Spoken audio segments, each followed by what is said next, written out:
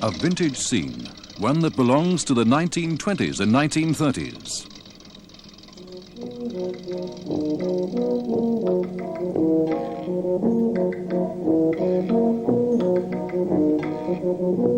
It looks like the start of the usual sedate vintage car rally, but these cars are heading for roads that normally would horrify most vintage car owners.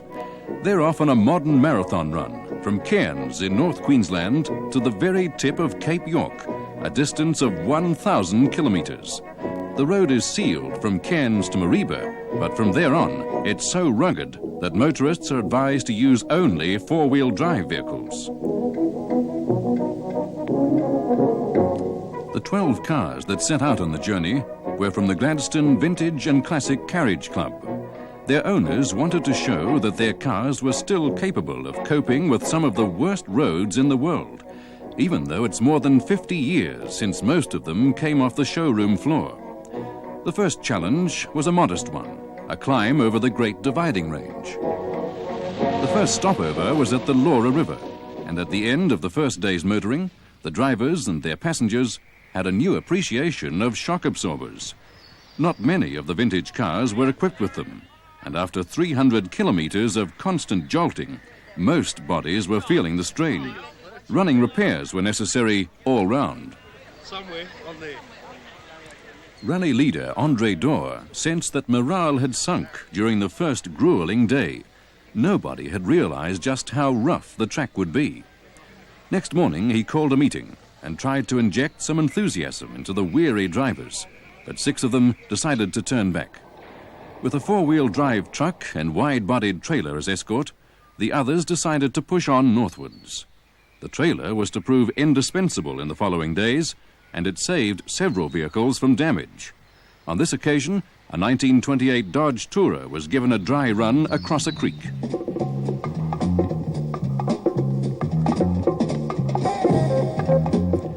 It was the dry season, but that didn't remove all the water hazards. The Dalhunty River was a challenge that some of the old cars took head-on.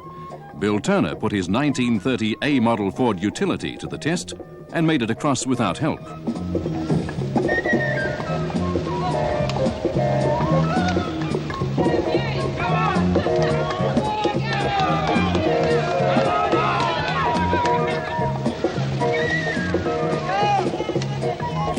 To make the going a little smoother for some of the older vehicles, the backup crews went to work on really bad sections.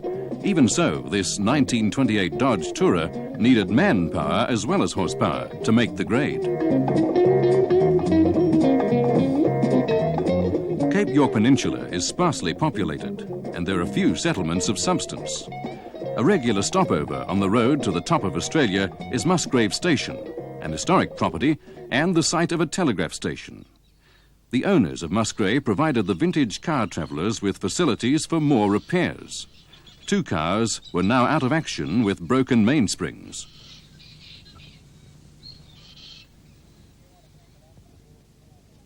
While repairs were carried out, the weary travellers relaxed and pondered on the wisdom of continuing. They weren't halfway yet, and the reported hazards ahead were daunting.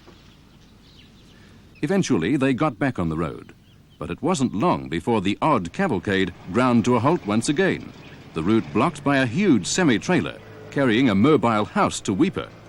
It was bogged in the creek for hours and moved only after a lot of heavy labour.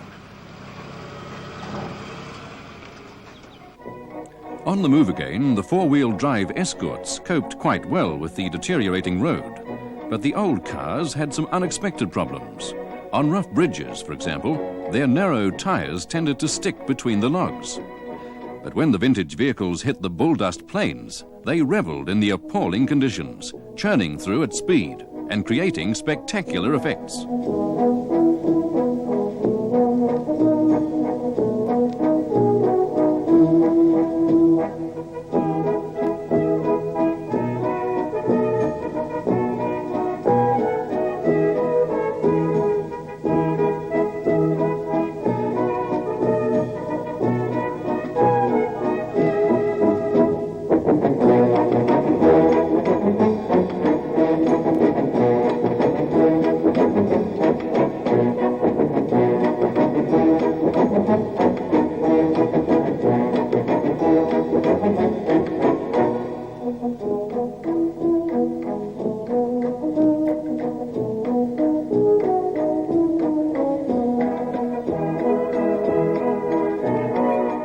However, the good runs never lasted long enough.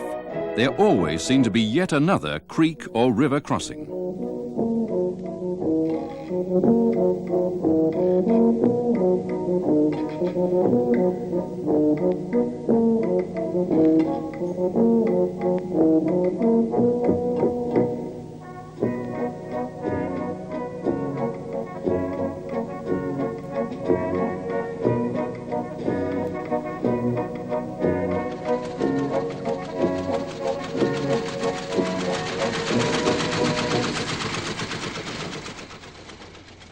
The creeks and rivers did have one advantage, though.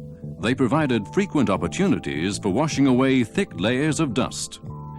More than half the river flow of all Queensland is concentrated in the Cape York Peninsula. In the wet season, all the streams become raging torrents, and the sandy plains are transformed into a morass known as the wet desert.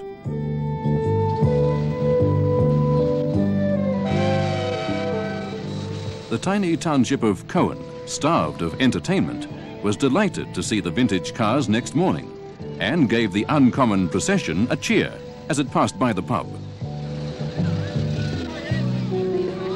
Some of the travellers were soon wishing that they'd stayed in Cowan. The road north of the town was worse than anything so far encountered.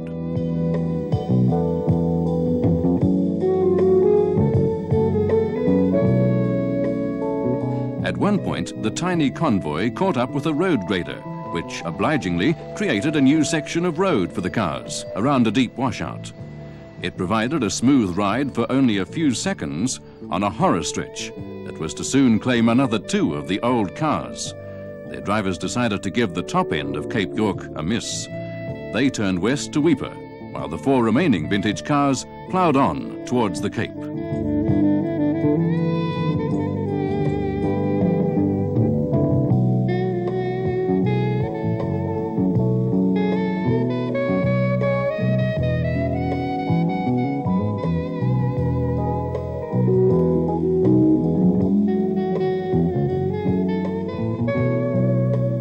After another day's drive, the Wenlock River was reached.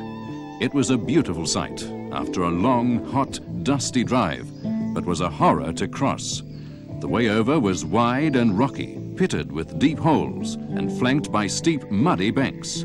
A frightening prospect to vintage car buffs who normally treat their vehicles like newborn babies.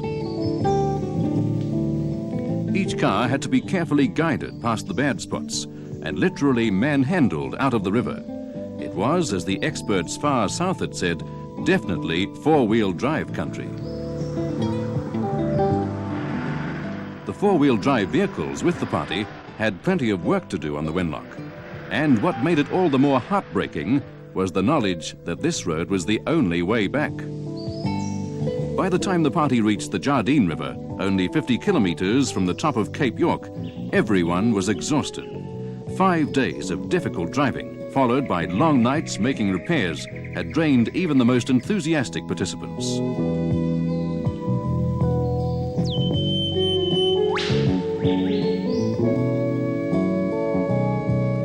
The achievement of the goal was now close, but hardly anyone wanted to face that last 50 kilometers to the sea. After discussion, it was decided that only one car should do the last leg of the trip. Andre and Fran and Dor volunteered their 1928 Dodge. Fortunately, the Jardine River was at a low level, and the Dodge, escorted by the film car, set off with a full load of passengers.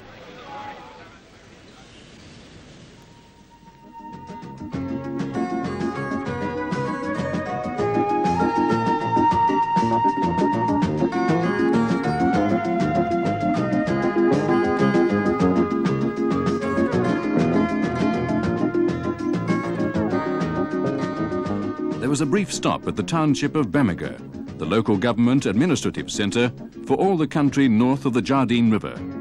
Here the travellers took on extra fuel and provisions from the town's general store.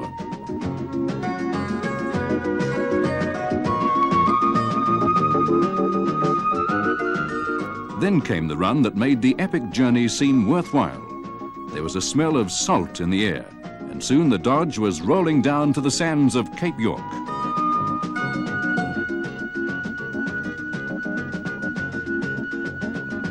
Andre and Fran Dor were eager for a celebration swim, but they were probably lucky to be spotted by nearby fishermen who showed them their latest catch.